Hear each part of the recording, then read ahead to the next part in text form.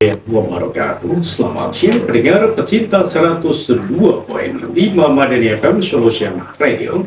Kembali saya Bang Surya hadir sapa Anda di program siaran Bincang Sehat Madani FM bersama dengan Rumah Sakit Aisyah Bojonegoro pada hari ini Kamis di lembar kalender yang kedua Mei 2024 hingga nanti satu interval ke depan pukul 15 waktu Indonesia Barat. Kami mengundang interaktif Anda di layanan yang kami sediakan di nomor WhatsApp kami 0823 399477707. Sudah hadir di samping saya narasumber kita dari Rumah Sakit Aisyah, Mbak Emi Rahmawati, AMD Kebidanan. Ya, selamat siang. Assalamualaikum Mbak Emi. Ya, selamat siang. Waalaikumsalam warahmatullahi wabarakatuh. Alhamdulillah, kabarnya baik ini Pak Emi. Alhamdulillah sehat. Iya, memang tugasnya di rumah sakit harus sehat gitu, harus fit terus gitu. Harus fit. Iya, oke. Nah, Mbak Emi, kita akan berbincang terkait dengan kebidanan berkelanjutan peduli dunia masa depan. Nah, seperti apa mungkin sebagai prolognya bisa disampaikan terlebih dahulu. Oke, baik Bapak. Jadi memang hari ini saya ditugaskan untuk mengisi di sini dalam rangka memperingati Hari Bidan Sedunia. Nah, Hari Bidan Sedunia atau biasa dikenal dengan International Day of the Midwife biasanya diperingati pada setiap tanggal 5 Mei setiap tahunnya. Nah, perayaan Hari Bidan Sedunia ini ditujukan untuk mengapresiasikan profesi bidan yang selama ini mungkin dianggap sebagai penolong persalinan saja ya. Padahal pada dasarnya bidan itu sebenarnya banyak sekali ruang lingkupnya. Tidak hanya itu, tapi juga untuk meningkatkan derajat wanita dan menurunkan angka kematian ibu serta angka kematian bayi. Oke, baik. Pendengar pecinta Madani di manapun Anda, itulah sebuah tema yang disampaikan pada kesempatan hari ini. Tentu banyak sekali tugas bidan, karena bidan ini sebagai salah satu tenaga kesehatan profesional di Indonesia ya, memiliki peran penting dalam memenuhi kebutuhan esensial perempuan yang tak sebatas kehamilan dan persalinan saja. Ya. Ruang lingkup asuhan kebidanan ini meliputi asuhan prakonsepsi pada saat kehamilan, kemudian nifas, kesehatan, reproduksi, dan lain sebagainya. Nah, untuk itu bagi Anda kami undang interaktif di layanan yang kami sediakan seperti yang sudah kami sebutkan tadi. Nah, kalau kita berbicara tentang kebidanan, yang mana hari ini memang sengaja diambil temanya berkaitan dengan Hari Bidan gitu ya? Iya, betul. Hari Bidan Sedunia. Ya, yang akan diperingati besok pada tanggal 5. Tanggal 5. Iya. Nah, mengapa bidan ini perlu memberikan pelayanan optimal kepada masyarakat itu? Nah, karena bidan itu adalah pelayanannya memang berkelanjutan ya. Berkelanjutan maksudnya di sini adalah dia memberikan pelayanan mulai bayi baru lahir, kemudian nanti dia beranjak balita, kemudian nanti masa reproduksi, mulai prakonsepsi atau sebelum kehamilan, nanti selama kehamilan juga akan dipantau selalu sama Bu Bidan. Setelah kehamilan akan berlanjut juga nanti pada saat persalinan, nifas, kemudian berlanjut pada masa kontrasepsi, dan lansia juga masih dalam naungan wilayah kebidanan. Nah, di sini saya mau cerita sedikit nih sejarah singkat tentang Hari Bidan Sedunia ya. Mungkin teman-teman belum tahu. Nah, sebenarnya penetapan 5 Mei sebagai Hari Bidan Sedunia ini sudah ada sejak lama banget, tahun 1980-an. Namun pelaksanaannya secara formal terlaksananya pada tahun 1992 disahkannya Hari Bidan Sedunia ini. Nah, perayaan Hari Bidan Sedunia ini mengacu pada sejarah kebidanan di zaman Yunani, yaitu di mana profesi yang satu ini terus mengalami transformasi secara tradisional dan budaya. Pada zaman kuno dulu, praktek kebidanan seringkali didasarkan pada kepercayaan tahayul, karena hubungannya kan dengan wanita melahirkan ya. Namun kini profesi bidan ada sama kompetennya dengan istilah obgyn, obstetrik ginekologi yang lebih umum digunakan pada saat ini. Terus Bang Komar, kenapa sih bidan kok harus perempuan? Ya kenapa? Kira-kira kenapa menurut Bang Iya, Komar? apakah di Indonesia ada bidan laki-laki? Eh, eh, Kalau dokter Kalau kandungan dokter kandungan laki-laki banyak ya. gitu ya. Heeh. Kalau bidan kenapa ya? Kok nggak ada yang laki-laki ya? Jadi memang sudah sejak lama, sejak dari zaman dulu ribuan tahun yang lalu, telah dijadikan profesi bidan ini sebagai profesi yang dispesialisasi oleh seorang wanita. Bahkan di masa Yunani kuno dulu, Iya. itu seorang bidan kalau mau jadi bidan harus pernah melahirkan dulu. Oh gitu. Kalau sekarang kan sudah berbeda ya. Iya. Kalau dulu zaman dulu banget itu seorang bidan harus sudah pernah melahirkan. Nah, kalau setelah melahirkan dan punya pengalaman, baru dia akan menjadi sebuah bidan yang berpraktek. Nah, akibat dari sejarah panjang tersebut, sempat terjadi perpecahan antara bidan dan dokter kandungan. Dalam beberapa ratus tahun terakhir, praktek kebidanan juga sempat menurun karena memang meningkatnya minat ibu untuk melahirkan di bidan, maka praktek untuk pelayanan kebidanan setelah itu akan naik lagi. Iya. Oke, baik. Nah, itulah mengapa bidan itu harus perempuan ya.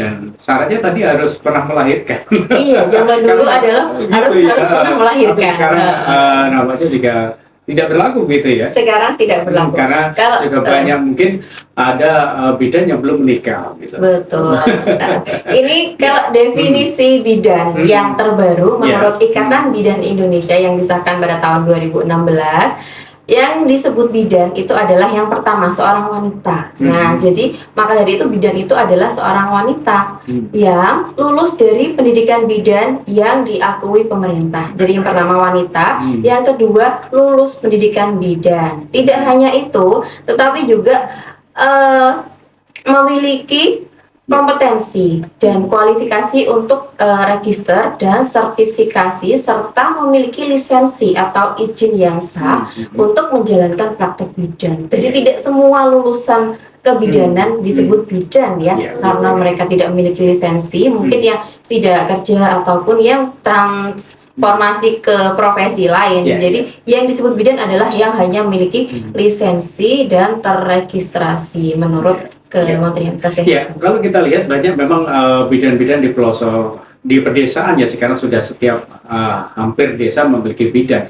Lalu bagaimana peran bidan yang ada di rumah sakit? Seperti apa? Kalau memang di pedesaan biasanya langsung menangani persalinan dan lain sebagainya. Iya, betul.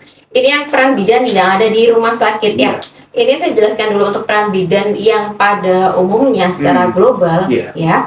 Bidan dikenal sebagai salah satu tenaga kesehatan yang biasa menangani kehamilan dan persalinan. Tetapi sebenarnya bidan adalah salah satu tenaga kesehatan profesional di Indonesia. Bidan sejatinya memiliki ruang lingkup meliputi asuhan prakonsepsi seperti yang kita jelaskan tadi ya. Kehamilan, nifas, kemudian masuk ke kesehatan reproduksi, remaja, perempuan hingga keluarga berencana. Nah, pada bayi dan balita, terutama untuk pemantauan tumbuh kembang pada golden age atau 1000 hari kehidupan pertama, yang pada dasarnya bisa memantau mencegah stunting, kemudian membangun kualitas generasi masa depan dan lain sebagainya. Berbicara tentang stunting, nah masih sering ya kita temukan anak-anak yang apa istilah stunting, kalau kecil saya namanya pendek gitu. Sehingga orang dulu mengatakan kalau ada anak kecil celendek pendek gitu. Nah ini bagaimana untuk menangani masalah stunting ya, utamanya di Rumah Sakit Aisyah sendiri ya? Apakah juga selama ini pernah menerima pasien-pasien stunting gitu? Baik, kalau di Rumah Sakit Aisyah sendiri untuk pasien-pasien yang tergolong stunting, memang ada timnya sendiri yang menangani masalah itu ya. Biasanya kerjasamanya dengan poli anak dan gizi. Nanti dokter spesialis anak yang akan memantau dan konsultasinya dengan ahli gizi yang ada di Rumah Sakit Aisyah Bojonegoro. Baik, pendengar pecinta Madani, menarik sekali perbincangan kita, bincang sehat bersama dengan Rumah Sakit Aisyah. Untuk itu kami mengundang interaktif Anda di layanan yang kami sediakan setelah kita break dan nikmati pesan-pesan berikut ini. Madani dimanapun Anda masih dari jantung kota Bojonegoro, Jalan Taukumar 48 di program siar Bincang Sehat bersama dengan Rumah Sakit Aisyah Bojonegoro, berbicara tentang kebidanan berkelanjutan peduli dunia masa depan ya. Nah, hadir narasumber kita Mbak Emi Rahmawati ya. Saya panggil Mbak, ini kan masih muda. Ya, oke baik. Juga Anda yang mungkin tengah menyimak program siar ini bisa ikutan gabung di layanan yang kami sediakan, tentu di nomor WhatsApp kami ya, bisa Anda sampaikan. Nah, Mbak Emi, kalau tadi kita sudah banyak berbicara seputar tentang kebidanan yang diperingati pada 5 Mei ini ya. Kalau hari ini tepatnya 2 Mei adalah Hari Pendidikan Nasional gitu ya. Iya, betul. Nah, Maju. oke. Nah, kita sampaikan kepada semua guru, tenaga kependidikan ya, kita ucapkan selamat Hari Pendidikan Nasional gitu ya. Selamat. Oke, baik. Nah, sebenarnya Mbak Emi kalau boleh tahu apa maksud tema Hari Bidan Sedunia di 2024 ini yang diusung? Iya. Jadi tema pada tahun ini memang temanya setiap tahun berubah ya. Ya. Untuk tahun ini temanya adalah kebidanan berkelanjutan peduli dunia masa depan. Ya. Nah, yang dimaksud di sini adalah pelayanan kebidanan yang berkelanjutan itu pelayanan yang dicapai ketika terjalin hubungan yang terus-menerus antara wanita dan bidan, dan asuhan yang berkelanjutan berkaitan dengan kualitas pelayanan dari waktu ke waktu yang membutuhkan hubungan yang secara terus-menerus antara pasien dan tenaga profesi kesehatan. Nah, layanan kebidanan ini harus disediakan mulai dari awal tadi ya, prakonsepsi, awal kehamilan, awal trimester, kelahiran, sampai keluarga berencana. Nah, itu yang dimaksud dengan kebidanan berkelanjutan, dari akan selalu nyambung ya, dari mulai awal sampai dengan nanti akhirnya lansia. Ya. Nah, untuk praktek kebidanan berkelanjutan ini memprioritaskan pada kesejahteraan ibu dan anak sekaligus meminimalkan dampak lingkungan sehingga menjamin masa depan yang lebih sehat bagi generasi mendatang. Dengan merawat seorang secara keseluruhan, kami menegaskan kembali hak mereka untuk memilih kapan akan hamil, kapan akan melanjutkan kehamilan. Nah, dengan mengintegrasikan pendekatan ramah lingkungan dan pelayanan etis, kebidanan berkelanjutan mewujudkan komitmen untuk memelihara tidak hanya kehidupan baru saja, tetapi juga pada planet yang kita tinggali ini. Iya. Oke, memang peran bidan itu sangat penting sekali ya, Bu ya. Mbak ya, maka panggil Bu. Iya, betul.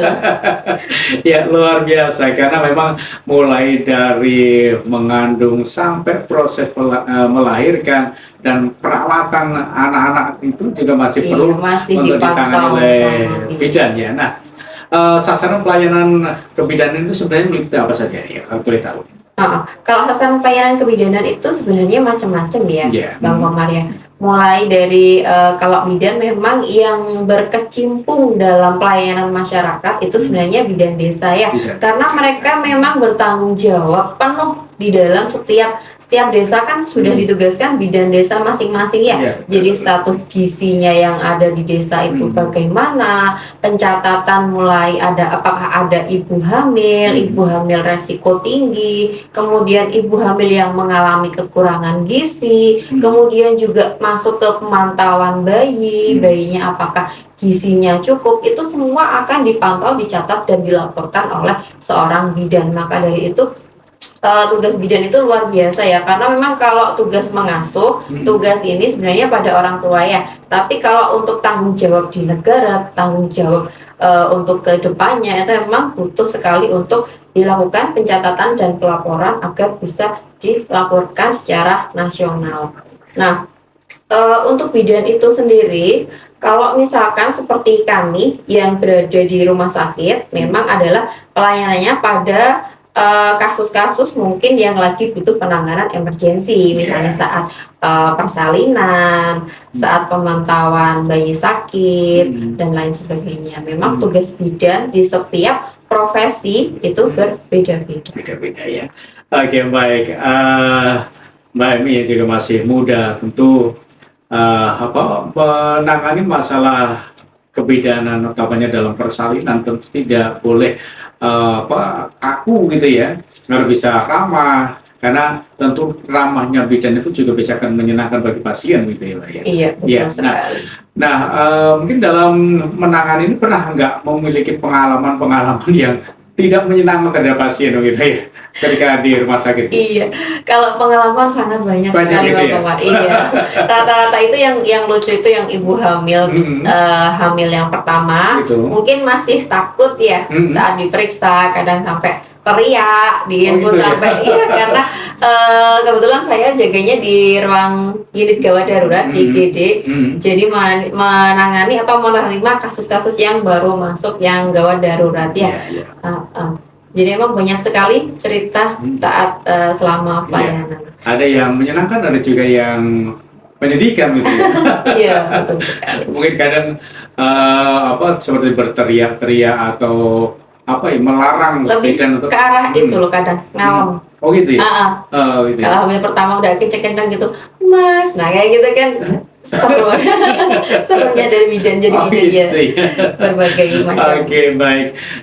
Itu memang suka dukanya bidan di rumah sakit yang sering harus menangani pasien yang bermacam karakter, berbagai macam sosial, ekonomi dan lain sebagainya begitu ya. Tentu ada berbagai hal yang menjadi kendala dan harus ditangani. Nah, baik pendengar pecinta Maden dimanapun Anda di menit yang ke-35 lepas dari pukul 14 waktu Indonesia Barat, tentu kami mengajak Anda untuk interaktif di layanan yang kami sediakan. Mungkin ada hal-hal yang ingin Anda tanyakan, apalagi mungkin Anda sedang hamil muda gitu. Iya. Ya, kadang bagaimana ya bawaannya kalau orang hamil muda itu sering mual muntah-muntah, ini memang sudah kodratnya atau bagaimana ini, Mbak? Kalau untuk hamil muda, keluhan mual muntah itu banyak faktornya. Tapi faktor dominan yang pengaruhi mual muntah adalah dengan adanya HCG atau hormon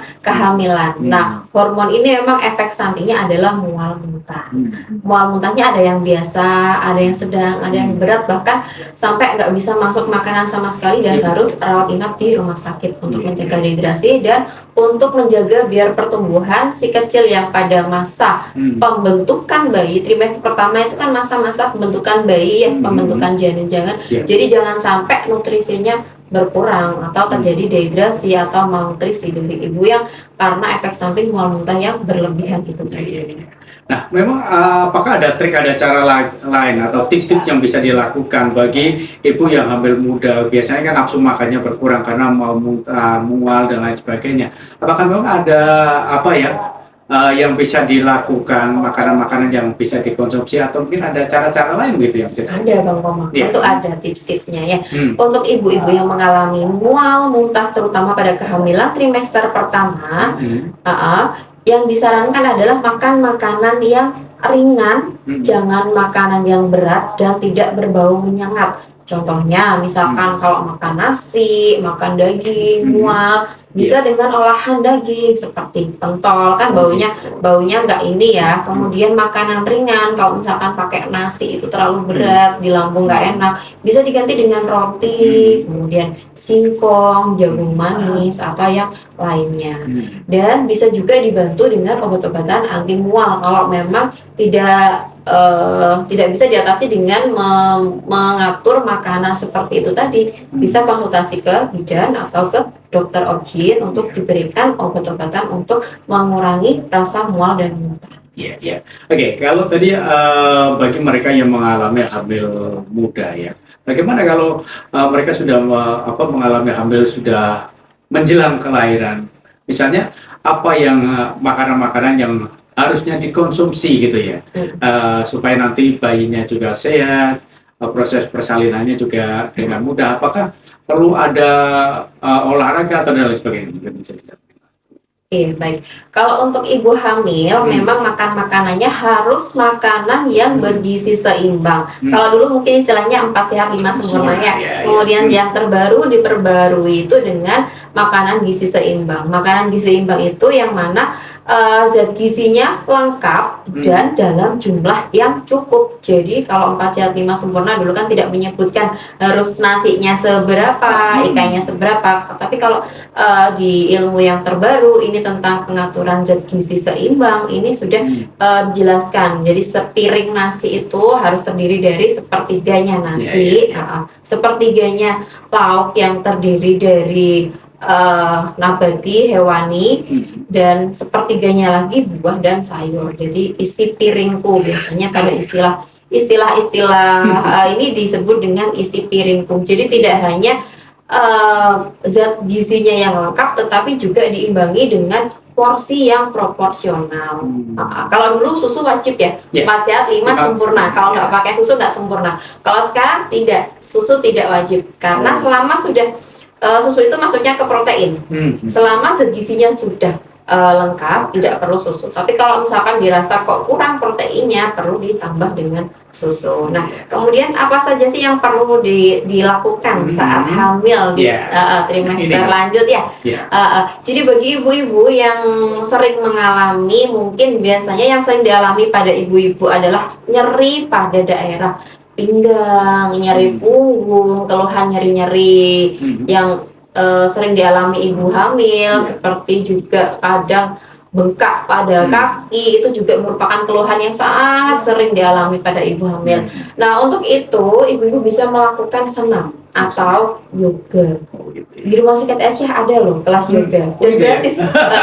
Betul. Ya, ini mungkin bisa dipromosikan bagi Anda yang hamil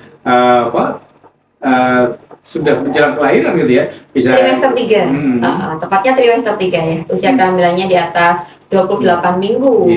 Bisa bergabung bersama kami di kelas yoga yang diselenggarakan setiap hari Sabtu, jamnya jam 8. Untuk pendaftaran memang karena sangat banyaknya peminat ya, Bang Komaryan, jadi harus istilahnya daftar dulu, nggak bisa langsung ujung-ujung datang gitu. Mohon maaf nggak bisa, karena kalau kelas yoga kita harus menyiapkan juga tempat. Nah, nanti tempatnya terbatas ya, karena saking banyaknya peminat, jadi harus daftar dulu. Tadi sempat disinggung bahwa ibu yang sudah hamil tua itu atau trimester ketiga gitu istilahnya ya. Ini kan sering mengalami nyeri di sekitar pinggang dan sebagainya. Apakah memang boleh dipijat gitu ya? Biasanya kan kalau mengalami itu enaknya dipijat. Tapi sebenarnya berbahaya dengan kesehatan. Apalagi pijatnya ke dukun ya. Dan kadang yang dipijat perutnya ya. Itu kuno ya. Kalau misalkan pijat ibu hamil, pijat relaksasi boleh. Tapi kalau pijat perut sama sekali tidak disarankan. Jadi kalau misalkan pijat perut sekedar pijat perut, maksudnya pijat tangan kaki untuk menjaga aliran darah biar rileks, itu diperbolehkan banget. Tapi kalau pijatnya di area perut itu larangan keras. Kadang dulu kan ada seperti itu ya, posisinya masih sungsang atau letaknya masih lintang, masih belum mapan, dibawa ke dukun, ditata-tata, dimanipulasi. Nah, itu sangat berbahaya Bang Komar. Bisa terjadi plasentanya lepas atau malah bagian-bagian bayinya ada yang tertindih dan lain sebagainya, itu sangat berbahaya. Kalau sekarang sudah, insya Allah sudah tidak ada. Oke, baik. Pendengar pecinta Madani dimanapun Anda, menarik sekali bincang sehat bersama dengan Rumah Sakit Aisyah Bojonegoro ya.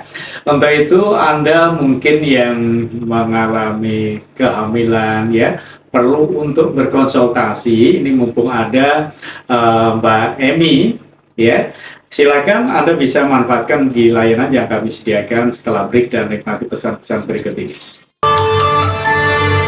Baik pendengar pecinta Madani dimanapun Anda, masih dari jantung kota Bojonegoro, Jalan Tauku Umar 48 di program siar Bincang Sehat Madani FM dan Rumah Sakit Aisyah ya. Tentu kita masih berbicara seputar tentang kebidanan berkelanjutan, peduli dunia masa depan ya. Luar biasa memang peran bidan, baik yang mungkin ada di desa-desa yang ditugaskan oleh pemerintah maupun juga di rumah sakit. Dan tadi juga sudah banyak disinggung di Rumah Sakit Aisyah sendiri ada senam yoga bagi ibu-ibu hamil yang sudah masa menjelang kelahiran begitu ya. Nah, kalau tadi kita sering menemukan ketika di pedesaan kadang kurang menjaga kebersihan. Artinya sering bayi itu disusui ketika ibu itu dalam posisi tidak bersih. Umpamanya mungkin habis dari sawah gitu.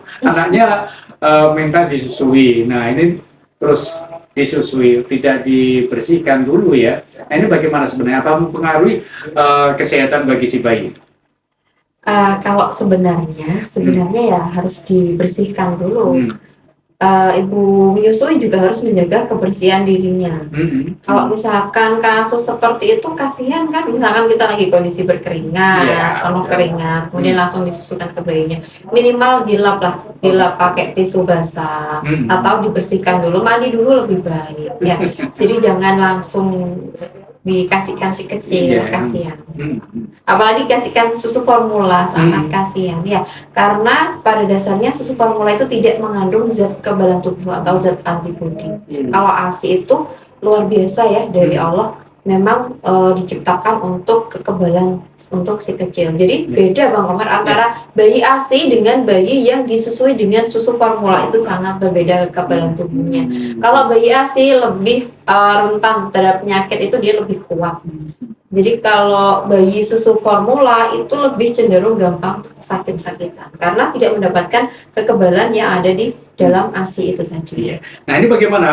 Sekarang ini kan banyak orang atau anak-anak muda, utamanya ibu-ibu muda itu kan enggan untuk menyusui anaknya, sehingga mengambil jalan pintas, menggunakan susu formula, atau mungkin apakah ada alternatif lain? Karena kesibukan itu, apakah misalnya Mbak Emi kerja di rumah sakit, punya anak kecil di rumah, apakah ada cara-cara lain untuk tetap anaknya itu mendapatkan ASI dari seorang ibu? Nah, ini yang sering saya jumpai selama di rumah sakit juga, Bang Komar. Jadi banyak ibu baru melahirkan, kemudian bilang ke penjaga, "Bu, anak saya nangis rewel karena ASI-nya tidak keluar." Nah, itu salah besar, Bang Komar. Itu salah besar karena apa? Setelah setelah melahirkan otomatis hormon-hormon yang sebelumnya hormon kehamilan langsung berubah menjadi hormon menyusui untuk pelepasan plasenta dan kemudian untuk memproduksi ASI, itu prolaktin, oksitosin itu otomatis langsung aktif. Nah, kedua hormon itu adalah hormon yang untuk menunjang pengeluaran ASI. Nah, di masa-masa awal kelahiran, hari pertama, hari kedua, memang bayi itu sudah mempunyai supply makanan dari tali pusatnya. Itu Sebentar Mbak Emi, nanti kita akan lanjutkan. Kita harus break dulu karena sesaat lagi dikumandangkan seruan adzan asyar untuk daerah Bojonegoro dan sekitarnya. Baik kaum muslimin dimanapun Anda, marilah kita tunaikan ibadah sholat asar dengan penuh takwa dan khusyuk.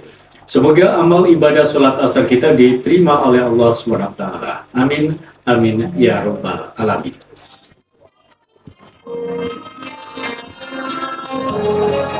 Baik, insan pada dimanapun Anda, kembali masih dari jantung kota Bojonegoro, Jalan Tau Kemar 48 di Bincang Sehat bersama dengan Rumah Sakit Aisyah. Hadir narasumber kita Mbak Emi Rahmawati ya mungkin sudah tidak asing, apalagi dengan saya tidak asing ini Mbak Emi. Tidak asing. Tidak asing, ya karena bukan orang asing itu. Oke, baik Mbak Emi, tadi sempat kita terputus ya pembicaraan kita terkait tentang ibu yang menyusui tadi ya. Betul. Kita lanjut ya, bahas masalah menyusui dan ASI. Jadi banyak sekali pasien-pasien yang mengeluh ASI-nya tidak keluar. Padahal apa? Padahal pada yang terjadi pada ibu pasca melahirkan, memang produksi ASI itu di awal-awal masa melahirkan memang tidak sebanyak saat hari ketiga, keempat, dan seterusnya. Karena apa? Menyesuaikan dengan isi lambung bayi, menyesuaikan dengan kapasitas lambung bayi. Bayi baru lahir, lambungnya hanya sebesar biji kelereng. Jadi sebesar biji kelereng. Apa kabar kalau misalkan langsung dikasih ASI 1 botol, yang terjadi akan muntah. Kalau muntah, resikonya terjadi aspirasi atau masuk ke saluran pernafasan, malah berbahaya. Jadi memang ciptaan Allah itu sudah diciptakan sedemikian mungkin menyesuaikan dengan kondisi bayi. Nah, kalau misalkan sampai ada ibu yang mengeluh ASI-nya belum keluar, itu perlu kita apa ya, kita motivasi lagi untuk terus memberikan ASI kepada bayi. Karena apa? Dengan semakin sering disusui, semakin sering disusukan, maka sel-sel ASI yang ada di dalam payudara ibu itu akan segera terangsang untuk memproduksi ASI yang lebih banyak.